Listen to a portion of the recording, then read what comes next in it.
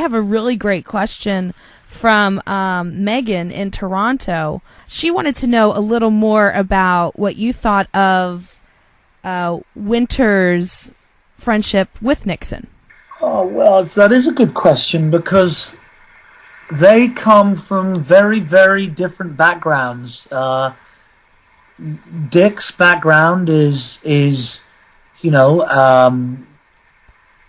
conservative Dutch Mennonite background. He came from a very, very Christian background, and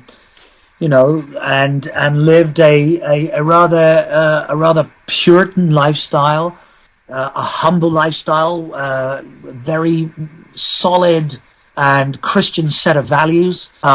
Lewis came from a more flamboyant Ivy League, more moneyed background, and I think with multiple homes, I think 2 homes in the States. I think his family had a home in the south of France or Italy, I forget which. And he was an Ivy League boy. And but I think he was a boozer too. He liked the booze. He was caustic and funny. Dick could be funny too, and had a great deadpan sense of humor, very dry sense of humor, but was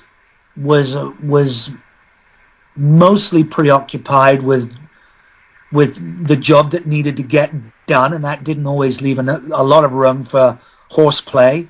And he was a serious man, and so yeah, why would these two become friends? I always believed it was a mutual intelligence. I think they respected each other's minds and they respected each other's approach to the war.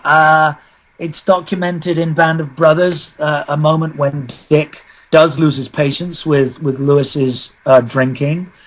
But it's, as you all know, and anyone listening will, I'm sure, know, Lewis gave Dick a lifeline after the war, said, come and work at Nixon Nitration Works, and he did. And that's where he met the beautiful Ethel. And Lewis put Dick and his wife together, the woman he would marry. So it's a great relationship. It's actually, there isn't a lot of romance in Band of Brothers. We don't see a lot of ladies. But that is a romance of sort. It's a real friendship that flourished in war. I mean, extraordinarily, and they remained friends afterwards. And as I said, Lewis and his family gave Dick a place to work after the war.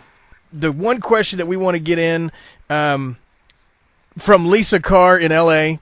She wants to know how portraying Major Winters impacted your life since the miniseries, which goes kind of hand in hand with my normal question of how it changed the way you worked or approached movie roles and your career. I remember Tom Hanks saying at boot camp, saying, "Look, this is a drama, but it's more than that. It's a social document," and he's right, because such care was taken to make it as true to life as possible and honor the memories of these guys and their deeds and what they did. There's a real responsibility to just get it right and to not let people down and not let the person down that you're playing. I was delighted and relieved when Dick, said to me after having seen it, saying, "Kid, you did a good job. You did okay." And I was just happy with that, and but it is a big responsibility. It hasn't altered, when you play someone who's alive or a historical figure. There's a different kind of research that goes into it. There has to be a real rigor, a real discipline. You're representing someone who existed.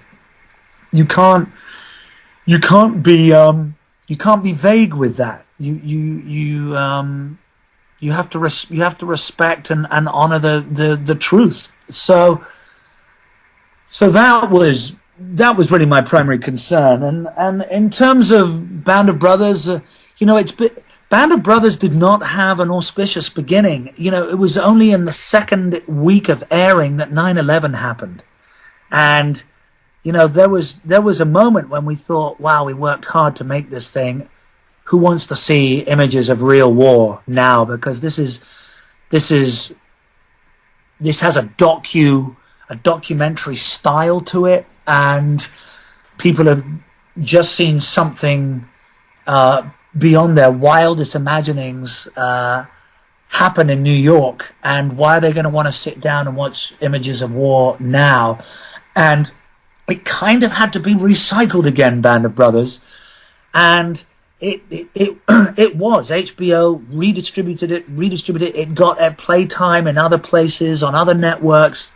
Then that fantastic box set came out, the Ration Tin came out, and it developed a momentum. But it didn't start like that, you know, right out of the blocks. They had to really work at it, and it's become a sort of cottage industry of its own. It's been an extraordinary phenomenon, and one that I'm unbelievably proud and lucky to be part of.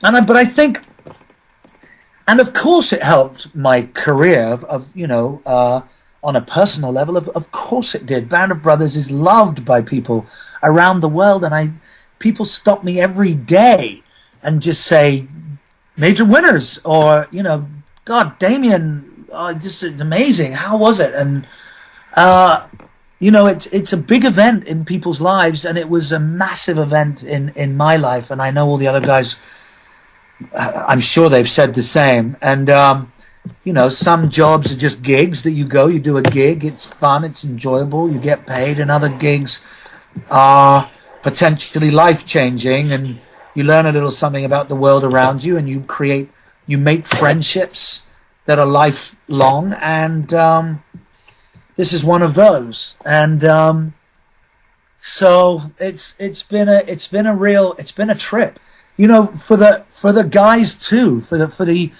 the veterans themselves. You know, I think Dick's relationship with it was conflicted at times. I think he was enormously proud to have, you know, the feats and achievements of Easy Company broadcast around the world like that, but it made them all mini celebrities. And although Dick was a proud man and incredibly proud of what he'd achieved, the celebrity thing didn't sit easily with him. And I think there were times when he pursued it and continued to spread the word, if you like, out of an ongoing sense of duty to the men around him and to the memory of what he and they achieved. So that's who he was. That's who the man was. He was a leader right up until he died in January. And so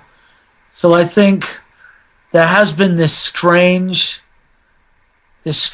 parallel experience between the men who were actually there and then the men who told their story and represented those men. And it's been a rare and wonderful experience. What a great experience. Thank you so much for being here today and taking the time, because like you said, you know, this is a phenomenon, and it's really an important piece of work to a lot of people. And I mean, you portraying that man in this work, you know, a lot of people are very excited about it. And I know we could go on for hours and hours, you know, about the man himself, let alone Band of Brothers. So, you know, every minute we had with you, we really appreciate. Well, thank you. It's been delightful. Thank you. Mm-hmm. Well, I can let you in on this little secret. The only other time that we've had more listeners than what you had today was during our tribute to Major Dick Winters. Well, that's absolutely fitting that it should be that way. He's absolutely, he's a great man. All right, we'll let you get on with your evening, and thank you very much again. You're perfect. Don't go changing. Hey guys, it's been a pleasure. Thank you so much. Take care. Thank you. All right, we'll talk to you later.